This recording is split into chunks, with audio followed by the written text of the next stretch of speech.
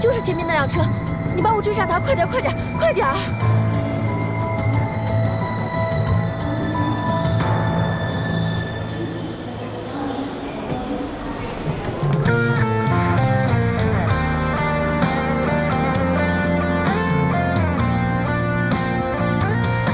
我现在就向你求婚。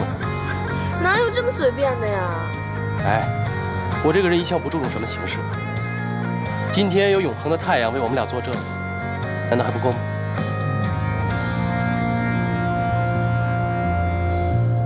听一夜失恋歌曲，一句句歌词都是我的剧情，你只路过而已，却占据所有记忆。余生的光阴，只为戒掉你。我努力强迫自己，不闻不听你新的消息。有关你的话题，我尽量逃避。我必须强迫自己，学着抽离爱过的真挚。拥抱过的经历，全变成距离。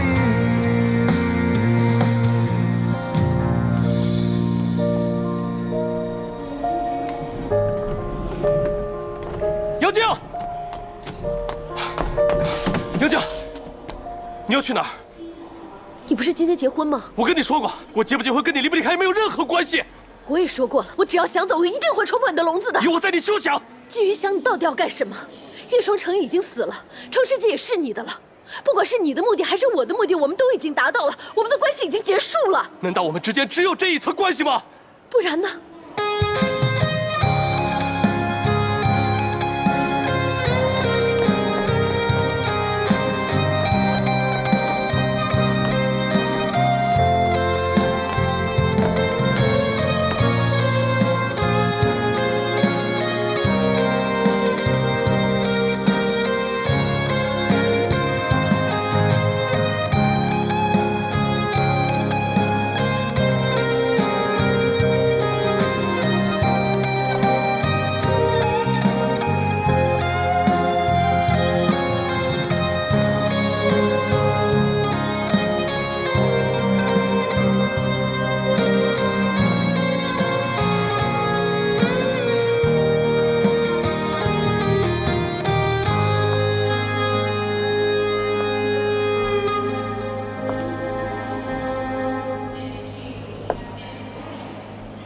你怎么来了？这就是你每次说有事情的原因。季云翔，你知不知道今天我们结婚？我现在没空跟你说话。哎，我不许你离开我。季云翔，你太卑鄙了吧！我一向卑鄙，你知道。季云翔，我才是你的妻子。你现在还不是。我们的婚礼已经开始了，你知不知道？我爸爸妈妈还有所有人还等着我们回去。我不会娶你的。她才是我爱的女人。从头到尾，我根本没爱过你。地球它转动着，有滴泪停下了，别还在原地站着。回过头说什么，一瞬间都变了。当你从我眼中模糊了，季云翔，你给我记好了，我算不算了解？是本姑娘甩了你。爱和不爱都失去了什么？等你把快乐当作巧合，我才把心酸变成心的。我们其实不会，只是比想象更加慷慨。要不到的幸福就别太快表态，怕辜负，怕等待，怕寂寞。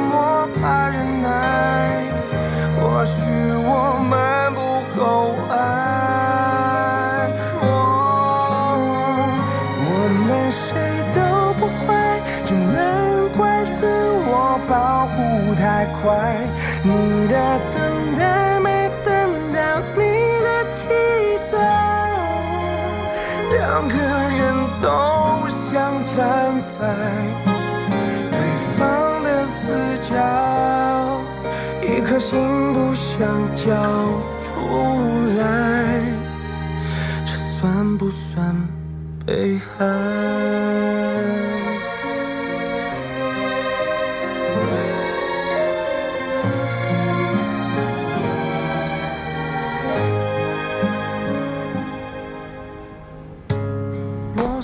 你这样让我想起一个女人，谁呀？前女友吗？可现在我眼前就只有你。你可以选择不相信，但是如果你选择跟我在一起生活的话，那你今后每天都会面对这样的真相。你准备好接受了吗？他爱你吗？爱呀。但是一个男的喜欢一个女的，会给她充分的安全感。你跟她在一起，你感觉到有安全感？我们之前在工作上有过一些合作。什么工作啊？商业机密，回头再告诉你。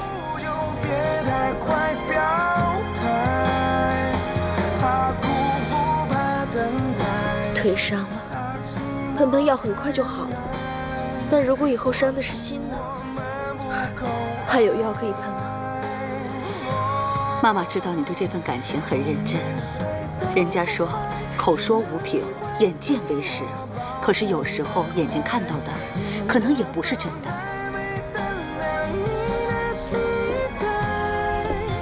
你知道我小时候的梦想是什么吗？什么？就是住在这样一栋房子里，晚上呢就跟爸爸妈妈围在壁炉旁边，一家人讲故事、聊聊天，聊到睡着。然后跟自己爱的人在一起时，被爱，两个人都想站在我不会娶你的，她才是我爱的女人。一颗心不从头到尾我根本没爱过你。这算不算被爱？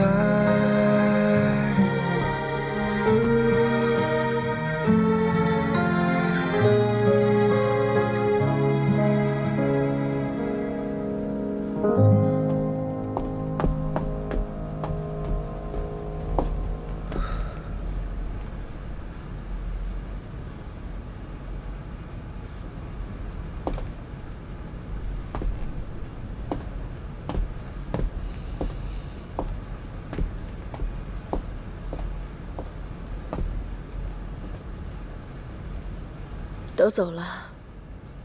都走了。你是不是早就料到会像今天这样？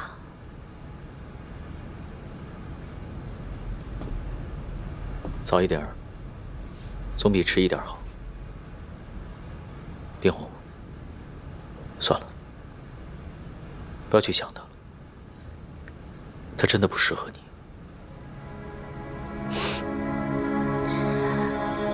订婚那天和今天一样，他也是到了一半，中途就跑掉了。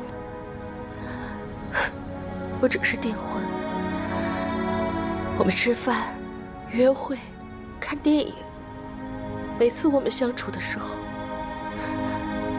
好像总有一根我不知道藏在哪儿的线，轻轻一拽就把他给突然拽走了。我在他心里永远是最后一位的。以前我一直以为是因为他工作忙，所以才忽略我。我是商会会长的女儿，我爸妈几十年的婚姻能够维持下来，我觉得自己看得比谁都明白。想做一个成功男人的太太，首先要学会的就是忍耐。忍耐一天又一天的孤独和寂寞，甚至他的疏忽，他都无视。所以在我和季云翔的这段感情里面，我谨小慎微，我甚至亦步亦趋，我勉强自己一次又一次的去接受这些。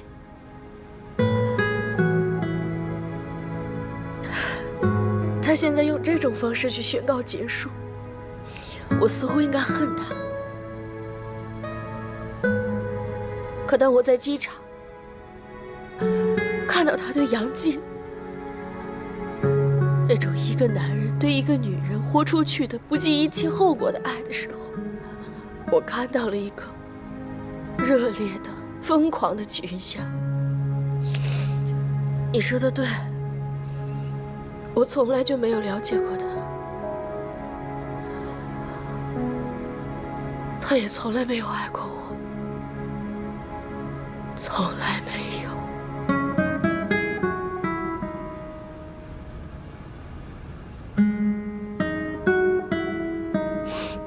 我输了。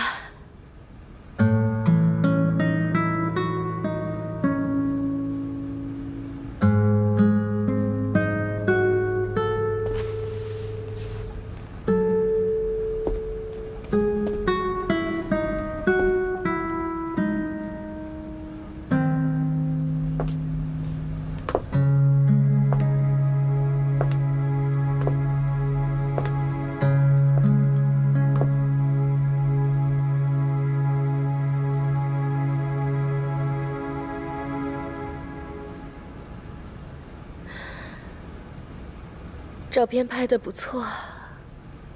我努力强迫自己，不闻不听你新的消息，有关你的话题，我尽量逃避。我必须强迫自己，学着抽离爱过的真挚，拥抱过的经历，全变成距离。强迫自己不闻不听你新的消息，有关你的话题，我尽量逃避。我必须强迫自己，学着抽离爱过的真挚，拥抱过的经历，全变成距离。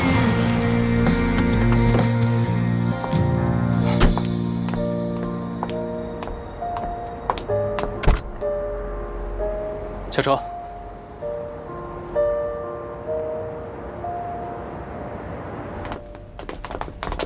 季先生，这位是杨小姐，从今天开始她住这儿，去通知一下司机，让他把杨小姐的行李拿来。还有，给杨小姐收拾房间。好的。你要让我住这儿？从今天起，你就住在我季云祥家里。不可能。这事儿没商量，你不住也得住。你不是没有家了吗？给你的公寓钥匙，你也从来没有用过。就算你再跑机场100次，我也有办法把你追回来。不信你就试试。我就想不明白了，你给我的到底是家还是监狱？你来了，这里就是家。带杨小姐参观一下。一个地方都不能落，我出去一趟。好的，季先生。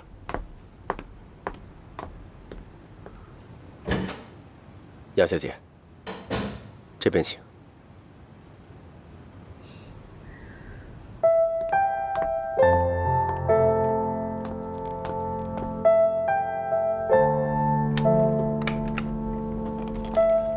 杨小姐，请。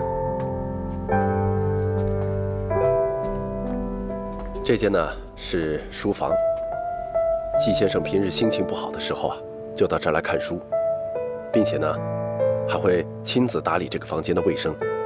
这里啊，我们下人是插不上手的。其实你不用每一间房间都给我介绍的，直接带我去我的房间就好了。杨小姐，季先生的脾气您是知道的，他交代下来的事情我们必须得照办。如果您哪个房间没走到的话，回头季先生问起来，我们不好交代呀。好谢谢杨小姐。这个书房呢，平时季先生是不让任何人进来的，您是第一个。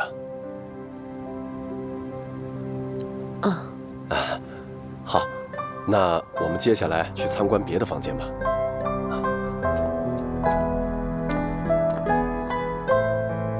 杨小姐，2楼情况呢，基本就是这样了。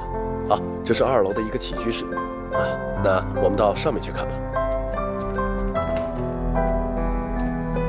杨小姐，来。这间房呢，平时是没人住的。这些东西呢，都是从季先生和季老先生原来那个房子搬过来的。这季先生啊，从小就学习好，从来不让老爷太太操心。您看到了吗？这些奖杯奖状啊，都是季先生得的。对了，这什么书法呀、画画、奥数啊，还有各种棋类，他从来都不落在别人后面。可以说，季先生是非常优秀的。只可惜，他性格有些自闭，从来就没看到他跟什么朋友来往过。当然这个我们也知道，可能和太太老爷不够亲密，这个对他有一定影响。可是，哟，杨小姐，您说我这乱七八糟都说了些什么？我这话是不是有些多了？没有。好，那好，那我们接着参观吧。杨小姐，我们走吧。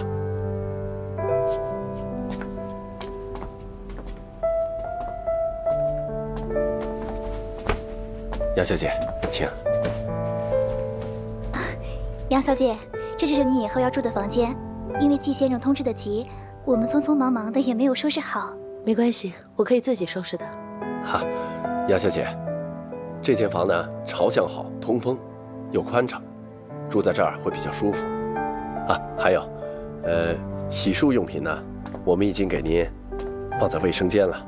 您看还有什么要添置的？您需要什么，您就直接跟我说。谢谢。那好，如果您不需要什么别的，也没什么事，那我们就先去忙了。我们先走了。您休息。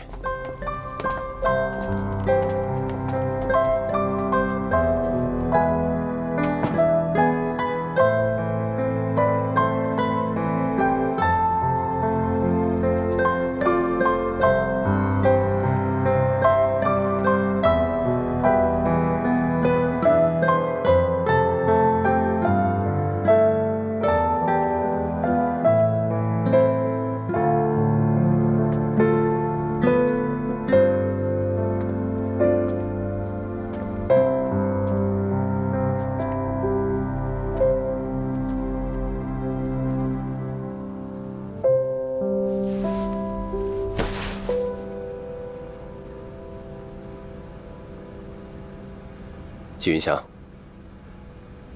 你居然还敢出现在我面前！你到底有没有把我放在眼里？我跟你没什么好说的。叔叔，不用叫我叔叔。你从婚宴离开那一刻，跟我们家就没有任何关系了。我明白，所以我今天来，是特地向您道歉的。对不起。一句对不起就行了吗？私底下说什么都可以。我看你年轻有为，才让冰红跟你交往的。一直以来，你对待冰红和我们家彬彬有礼。但是为什么到了最后关头，你要在那么多的亲戚朋友面前，让我和冰红下不了台？我跟你有什么深仇大恨，要让我们这样难堪吗？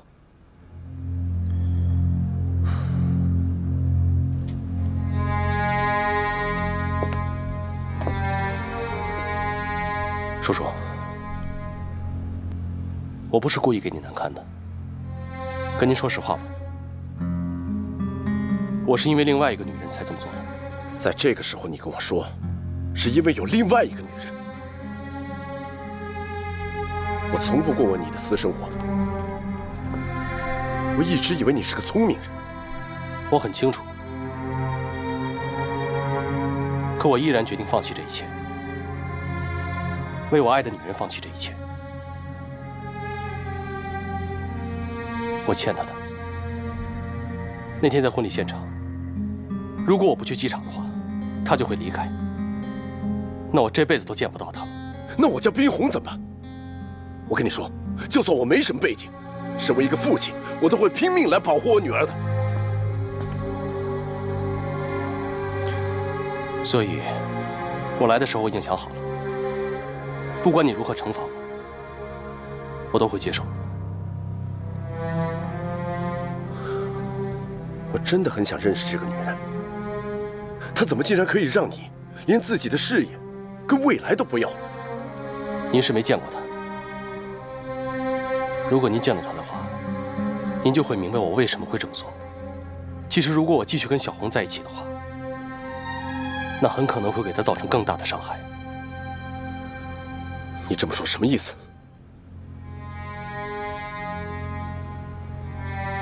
当年我父亲也是因为选择了事业，才跟我母亲结合的。可是我父亲后来依然放不下他心里那个女人，久而久之，他就疏远了我的母亲。而我母亲也发现了他心里的那个秘密。在我童年记忆里面，只有我母亲和父亲的争吵。我母亲始终没有原谅我父亲，她一直郁郁寡欢，到最后含恨而死。我不想同样的事情也发生在小红身上。我相信您作为她的父亲，也不希望看到这一天吧？如果冰红是这样，我一定杀了你。您可以杀了我。如果您认为杀了我可以弥补小红的痛苦，让她重新开始生活，我愿意接受这一切。可是你有没有想过小红？您这么做，她真的会高兴吗？我认为最好的办法，就是让她早点认清我纪云祥是一个混蛋，是个不值得一提的家伙。让她认为我是有目的的想利用她才接近她，这样的话，她才可以从痛苦中摆脱出来。你果然很会说话，不愧为商业奇才，将众鑫集团搞得有声有色的年轻董事长。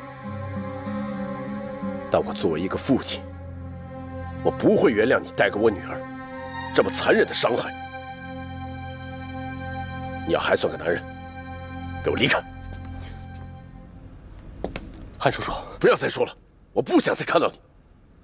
我警告你，离冰红远点，最好永远不要再出现。如果做不到，别怪我不客气。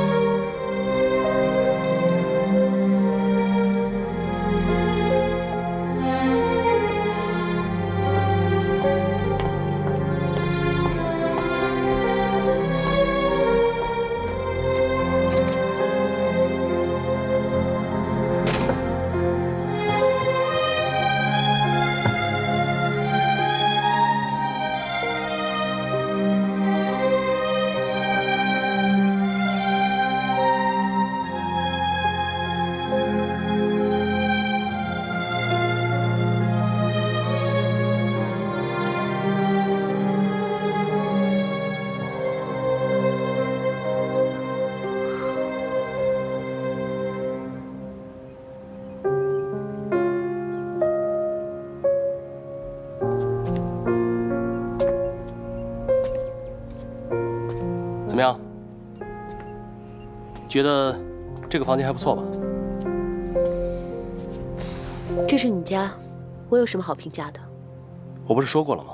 这以后也是你家。家没了就是没了，不管在哪儿，也只是个住处罢了。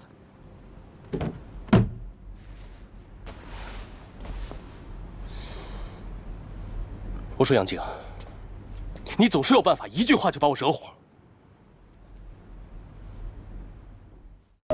怎么样？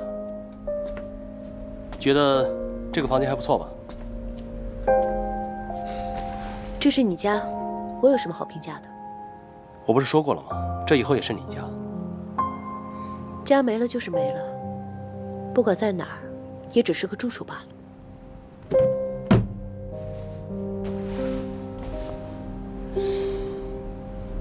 我说杨静，你总是有办法一句话就把我惹火。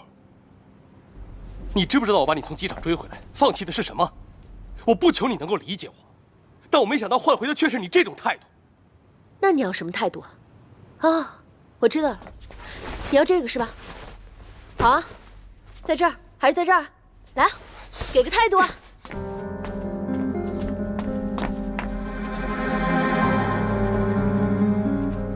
杨静，我告诉你，这房间是属于你的。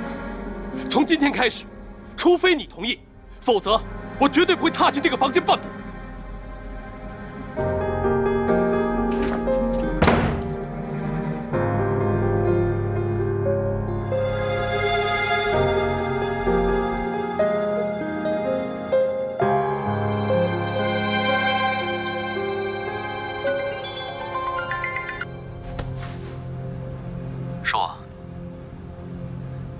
好点没有？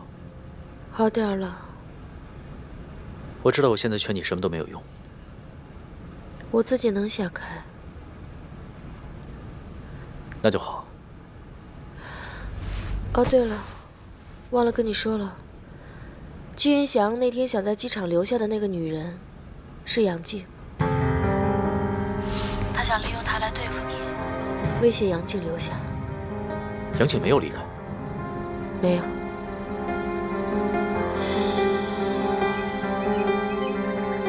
去请杨小姐下来吃早饭。好的。啊，杨小姐早。以后不用叫我吃早餐，我会管好我自己的。你胃不好，必须吃早饭。对了，你的行李我已经让人送来了，赶紧吃吧。吃完以后，我们去趟创世纪。去创世纪干什么？不管怎么说，你赴金月商城都是因为你才把公司拱手相让的。我想给你一个公开的身份，让你成为创世纪的新股东。从今以后，创世纪就是我们2个人的。我不需要。你要是不需要的话，我也不会勉强你。一会儿你要是高兴的话，可以出去走走，买点东西，不用替我省钱。难道你不怕我再跑了吗？昨天你回来的时候，我已经说过了，就算你跑100次，我也有办法把你追回来。啊，对，你又往我身上安眼睛是吧？你知道我最讨厌你哪一点吗？你把一个人箍住了，连喘气的机会都没有。跟我在一起了，你就不需要那些了。赶紧吃饭吧。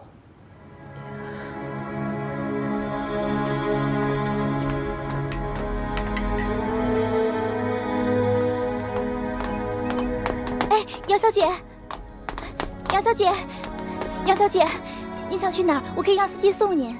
不用了。哎，可是季先生吩咐过了，让我照顾好您。他让你照顾我，还是监视我？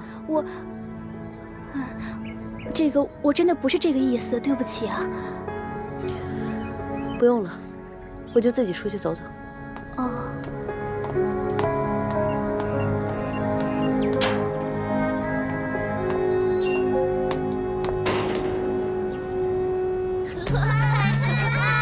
来来来，慢一点啊，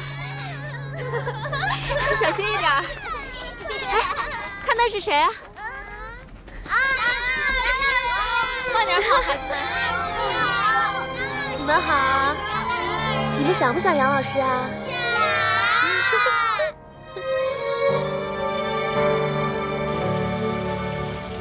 最近经济不景气，就连我们企业自身也受到了很大的影响，所以我提议，像这样的面子工程，应该尽快关闭。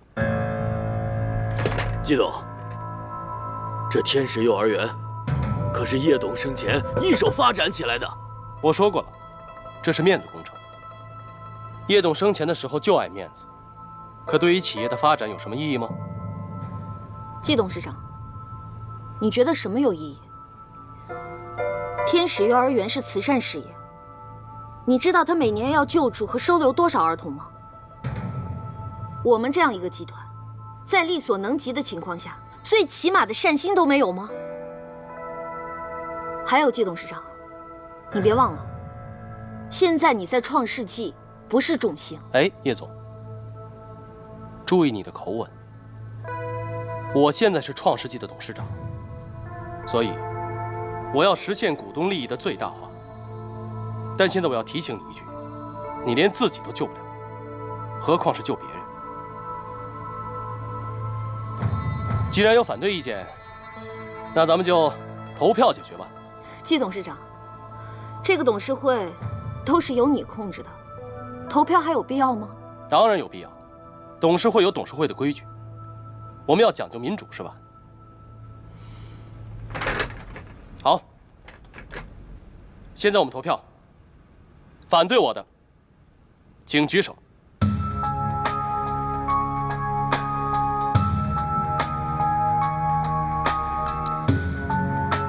没想到连叶总也支持我，那这事儿就是全票通过了。鼓掌！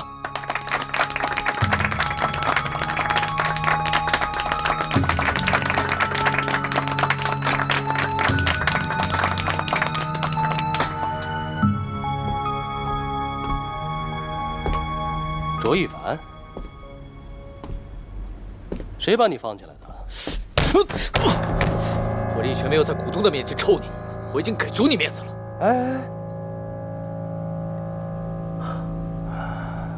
你别忘了这是谁的地盘。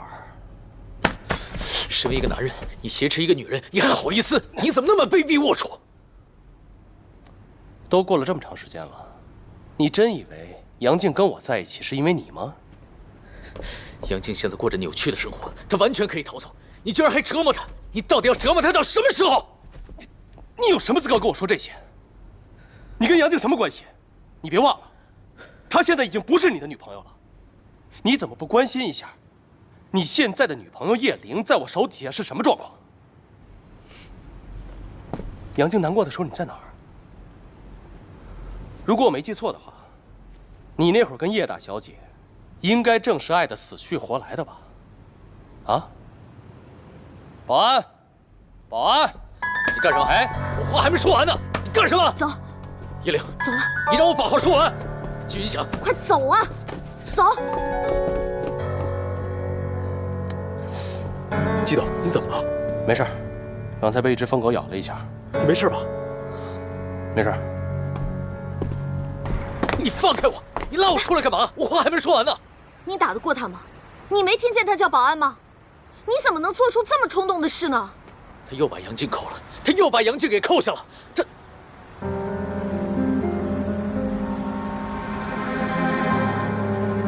对不起，我知道你现在不想听到这个名字。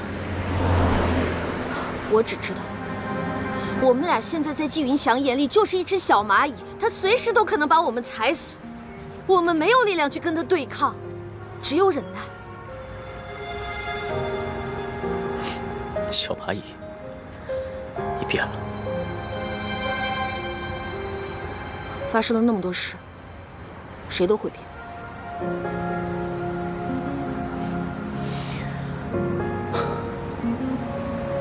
这次是我想的不够周全。我不是说我想周全了，我只知道我现在要死守世纪畅想。如果世纪畅想没了，我不知道该怎么跟我爸交代。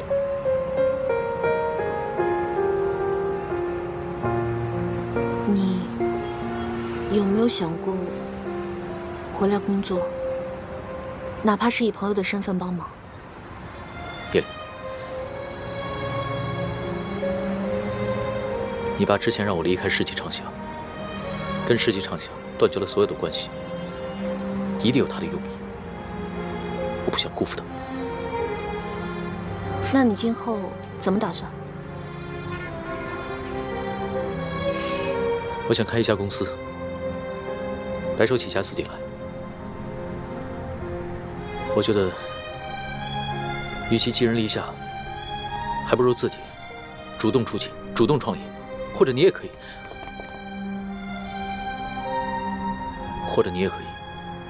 跟我一起，我们一起合作。之前都没机会跟你提，你在世纪畅想待着，上面有季云翔，你没有任何机会。不行，我说过，创世纪在，我在。我现在唯一能做的，就是守住世纪畅想，还有我手里那10%的股份。其他的，我什么都做不了，也没有办法。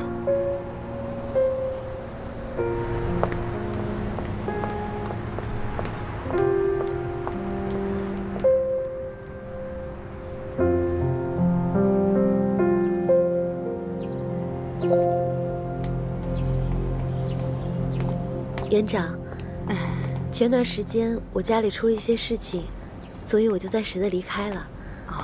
现在这些事情都已经解决了，不知道我还能不能回来上班啊？我恨不得啊，天天打电话催你回来呢。你可是我们幼儿园最好的老师啊！你不在的这段时间呢，都乱了套了。就拿乐乐来说吧，你不在呀，他谁的话都不听，谁都不愿意接近，就连他衣服，谁想碰他一下都不行，头疼死了。这下你回来就好了。你看看，你看看，成天啊就把他自己裹得像个小粽子似的，裹在衣服里头。园长，园长，杨老师好。怎么了？刚才集团总公司打电话来了，是董事会的决议，要停办幼儿园。这，园长，我们现在该怎么办才好？你先回去吧，我再了解一下啊。好，别着急。好。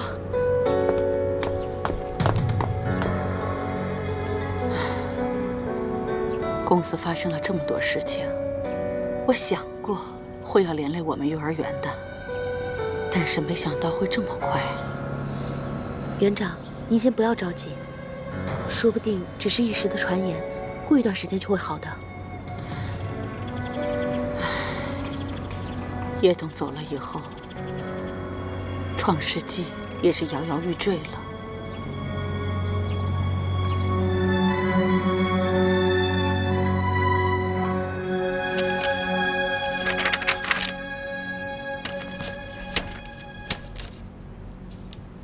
凡凡，你希望我们帮你做这个案子？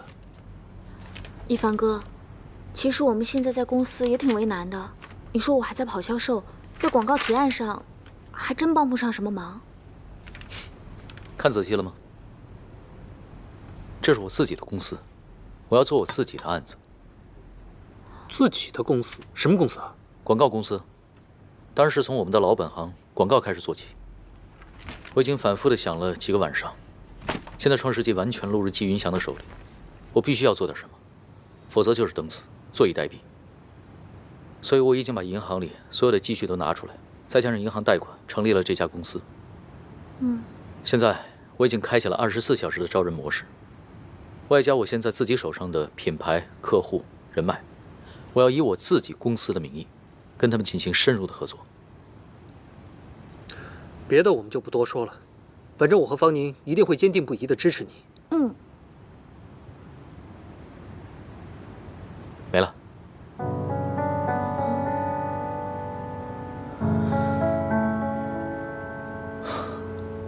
难道你们两个不想加入我的公司吗？一凡哥，不是我们不愿意，只是现在的状况由不得我们。现在的状况，问问你知道现在是什么样的状况吗？现状是众星和创世纪两家共同性质的公司同属于一个人，那个人就是季云祥。他不会允许共存的，所以创世纪迟早会解体，你们俩也迟早会被踢出去。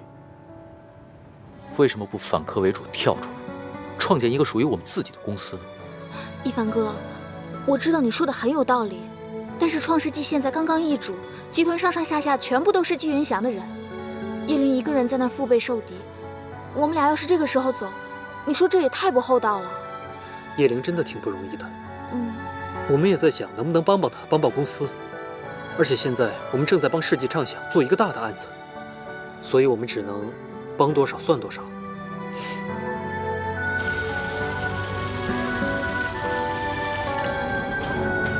赶紧把天使幼儿园关闭，把事情处理了。好。先走吧。是。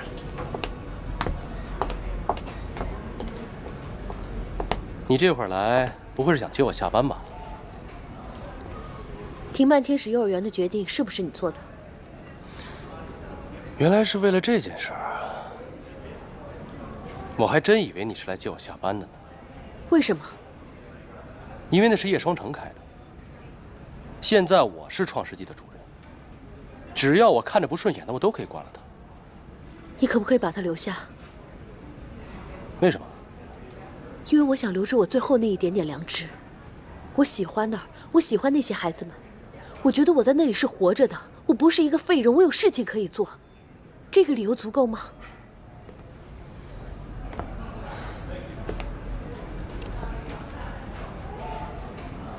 够了。只要你愿意求我。这么说，你会答应我的任何要求？只要你留下幼儿园。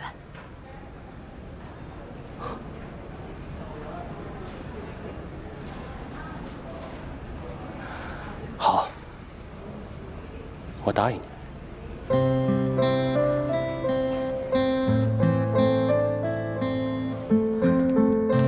你到底要带我去哪儿啊？到了你就知道了。哎，你从来没有来过这种地方吧？啊？我很小的时候就跟着我妈住过这种地方。倒是像你这样的公子哥，我没有想到你居然会知道像这样的地方。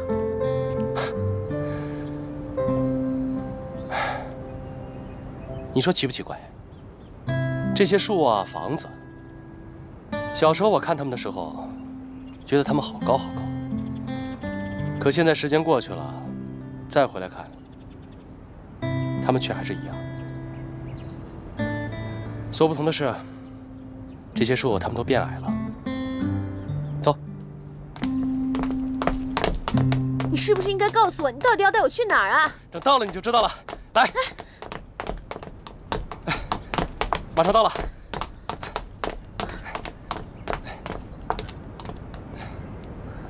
你看，那栋房子，就是饭馆那个位置，就是我以前外婆家。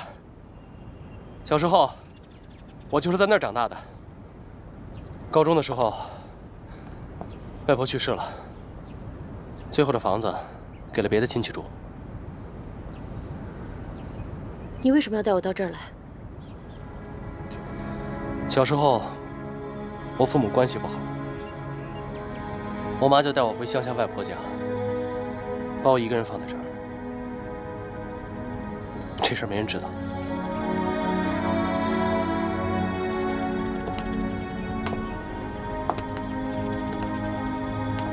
这还是我长大以后第一次回来。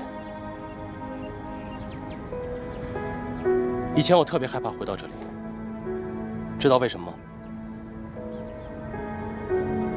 因为小时候在这儿，我连一个朋友都没有。可是很奇怪，昨天晚上我竟然做梦又回到了这里，就站在这个位置，是小时候的样子。看着小时候那帮小伙伴们在这山坡上跑来跑去，特别欢乐。而我呢，就只能远远看着，不敢靠近。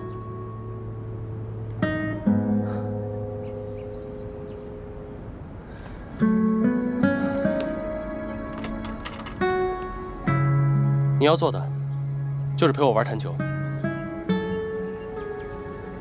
我不太明白。你不需要明白，只要陪我打就行。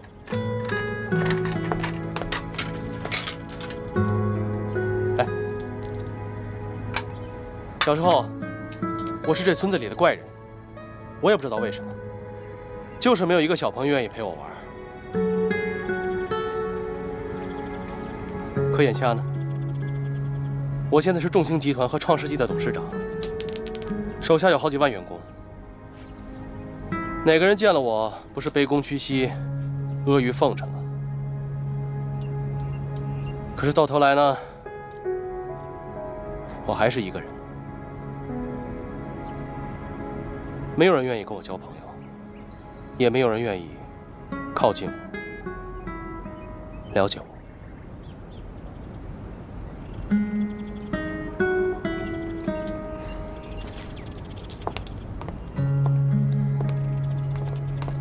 你要做的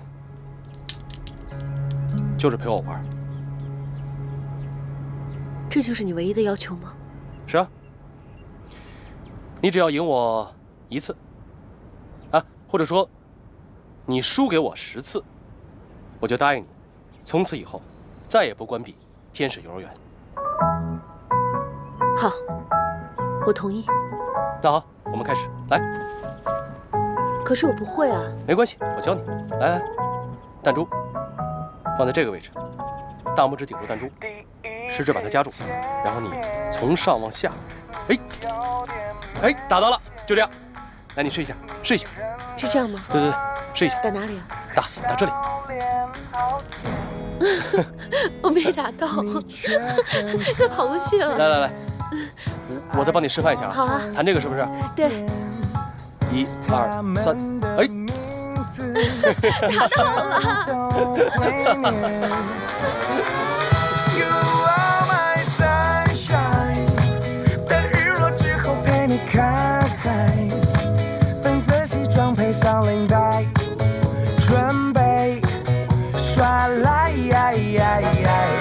My only sunshine， 只要你生气就是我坏，就算我望着你发呆，也不想。进来。叶总，这是明天给奥美公司的广告策划案。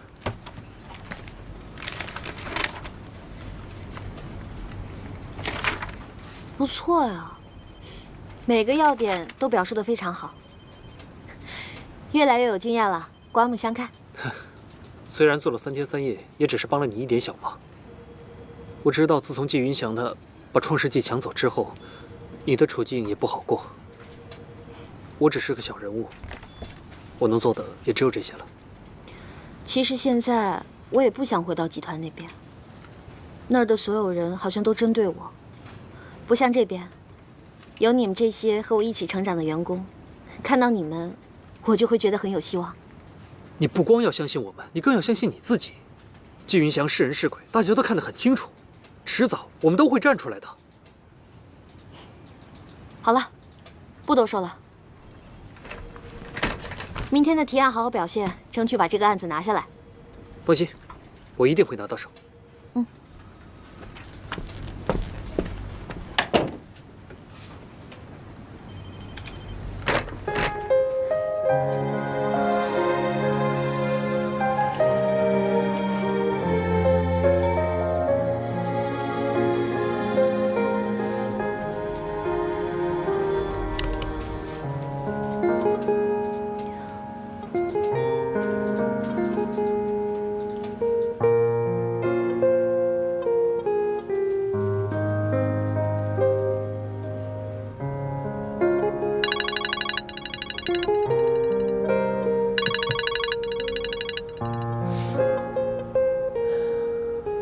叶玲，有一件事情，我想我应该告诉你。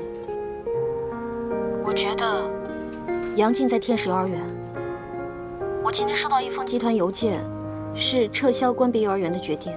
除了杨静，没有人能让季云翔在众目睽睽之下改变自己的决定。所以我觉得杨静应该在那儿，而且她喜欢小孩。以前在英国的时候，她就在孤儿院做义工。谢谢你。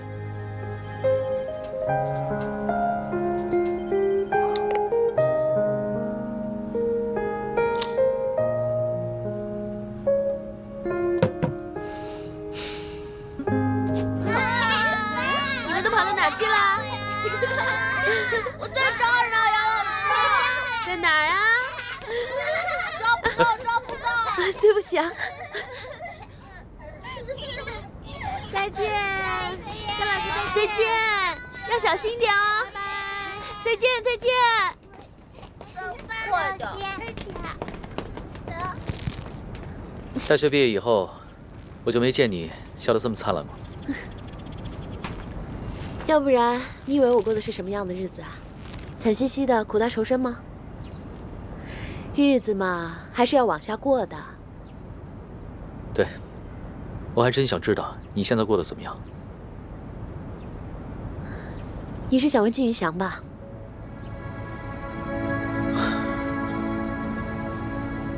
我就觉得奇怪，你明明可以逃走，为什么要回来跟他掺和在一起？你放心，不全都是因为你。我知道。我说真的，真的不全都是因为你。我承认，当初他拿你来威胁我的时候，我的确决定妥协。但是后来，我静静地想了想，不仅仅是为了这么一个简单的原因。你说他拿你来威胁我，说白了，他能拿我怎么样？所以呢，你就不用自责了。没想到你会这么说。其实我也没有想到，我那天跑去了机场，他去机场把我追回来，让我留下。他为了我逃离了他的婚礼。其实我心里挺明白的，他是真的很爱我。那你爱他吗？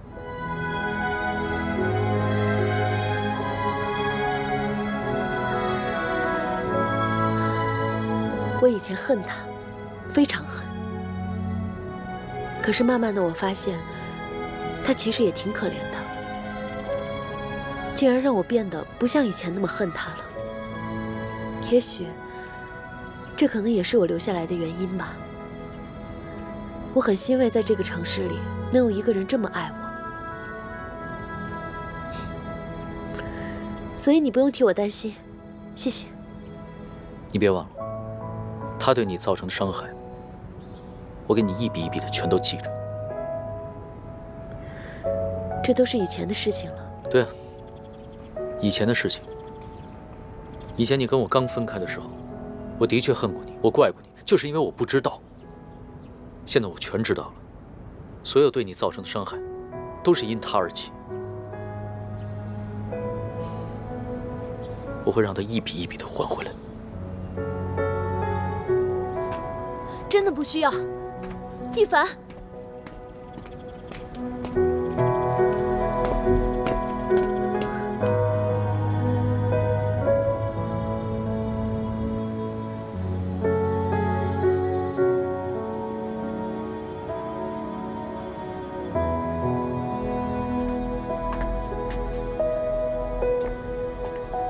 我可以进来吗？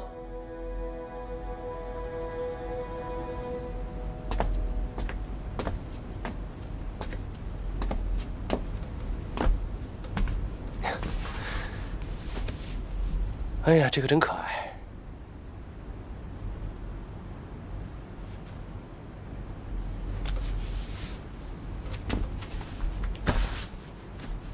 捏这些干什么？这是明天要带去幼儿园送给小朋友的。这事儿可以让别人做。这是我愿意做的事情。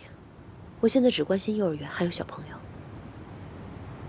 就没有别的了吗？没有。不过，还是谢谢你没有关闭天使幼儿园。不用，那是你应得的。这是你用代价换回来的吗？去睡吧，总是晚睡对身体不好。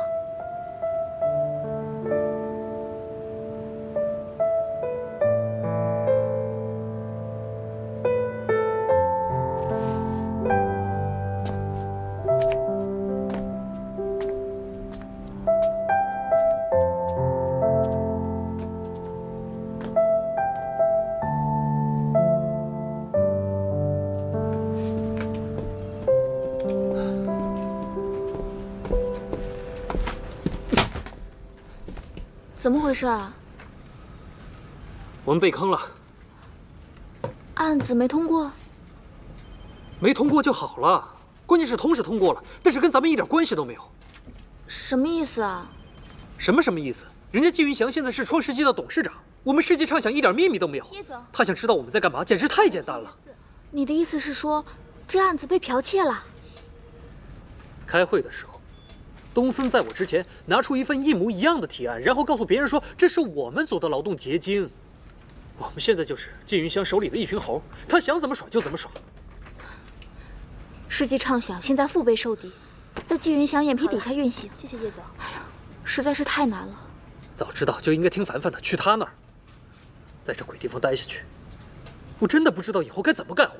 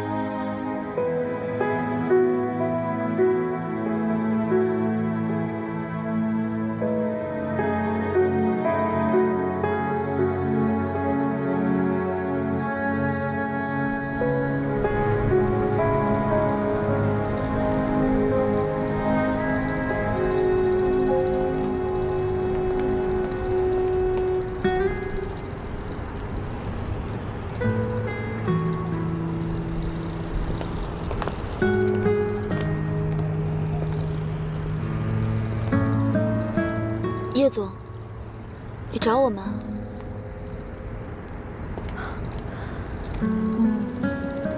创世纪已经天翻地覆了，你们作为老员工有什么想法吗？叶总，我刚刚只是一时气话，我没有别的意思。我只是想听你们的真实想法，不要有压力。其实，我也没有想到，世纪畅想的辉煌会在傲盛这里终止。叶总，其实，现在想一想，我们真的挺难的。第一，我们没有资源；第二，我们得不到创世纪的支持，而且我们始终要向针对我们的人汇报工作。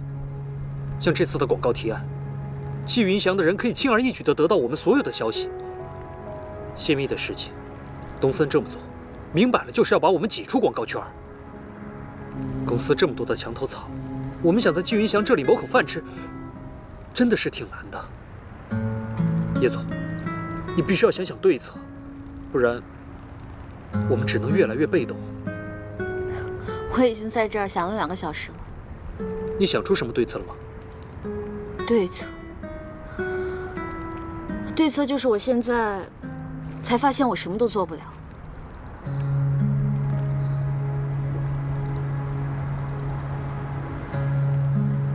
卓一凡找过你们是吗？他想自己开公司找我们入股，但是我之前没有答应他，因为我们觉得不能在公司最艰难的时候离开你。你们的好意我心领了，不过我建议你们去吧，为了你们的前途，不用管我。现在我已经口头答应你们辞职了。叶总，祝你们和卓一凡好运。叶总，要不你跟我们一起走吧？世纪畅想也没什么好待的。方宁，我会一直待在这里，就算有一天世纪畅想沉没了，我是这里的船长，我会和创世纪一起走到最后。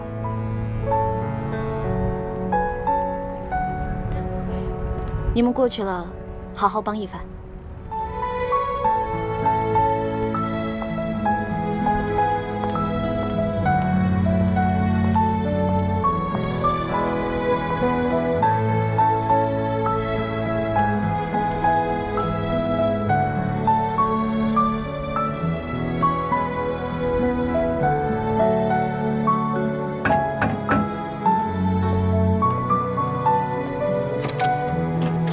一凡哥，我们现在入伙还来得及吗？进来吧。凡凡现在是不一样了啊，家里头不像猪窝了。你这动作还挺快的嘛。前期的准备一定要到位。一凡哥，那我们现在要做什么？你们呢，放心吧，因为我们现在做的都是一些老本行，而且前期的规模，我也不建议太大。那办公地点呢？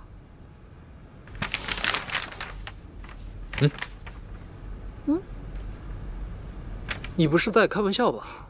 这你就不懂了吧？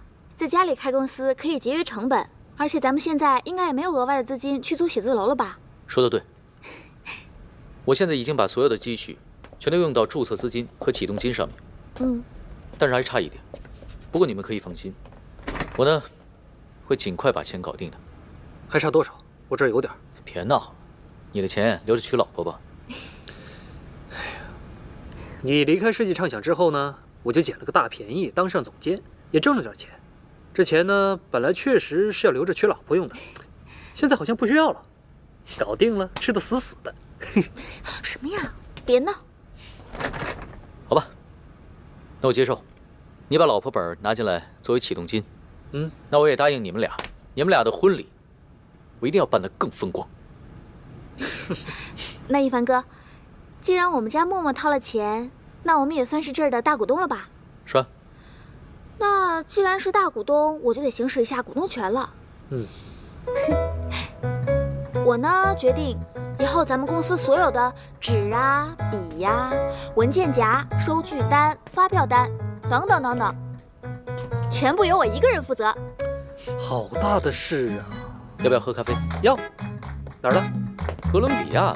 哥伦比亚有咖啡吗？你们哎，在哥伦比亚有没有文具啊？怎么说我也是大股东，你们好歹也尊重我一下啊！好，大股东，洗咖啡杯。去，快点。马总，我觉得这个整体换了之后呢，格局我觉得明显就不一样了。真是多亏了你帮我做的这个策划案呐！啊，我跟你说，我最欣赏你的就是想象力。坐。但我现在发现，光有想象力是不够的。如果没有钱的话，有再多的想法，你都是零啊。哎，这可不太像是你说出来的话。我记得你以前最爱说的一句话：“想象力是一切财富的根源。”我印象非常深刻。马总，那个时候我太年轻，年轻气盛，不懂事。哎，你可千万别这么说。我跟你说，你呀，跟我真的挺像，都属于那种闷头拉车不看道的走。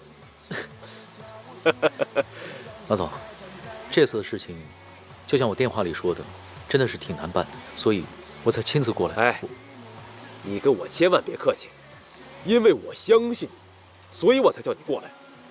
我告诉你啊，这次的案子我把它交给你啊，这是我个人的意愿啊，我就是想帮你渡过难关。谢谢马总，我一定会尽全力完成这个任务。好，是这样的，这次这个项目是一个高级水疗度假村，是由台湾老板在大陆投资的。这个老板会生活，讲情调，在酬劳方面也很大方。哎，你现在的情况我也清楚，所以怎么实施，怎么运作，你呀交给我。你只要把这个案子做好了，我保证咱们一定双赢。这份资料好好看看，3天时间，希望你能做出一个完整的策划案，有问题吗？没问题，交给我吧。这个事儿啊，可千万别跟任何人讲，这可是你个人私下里结的。这个是定金5万，马总，你把这些钱收下，你的那些麻烦就能解决了。马总，你听我说，这钱我收不了。哎，小卓，我们都是按规矩来的。马总。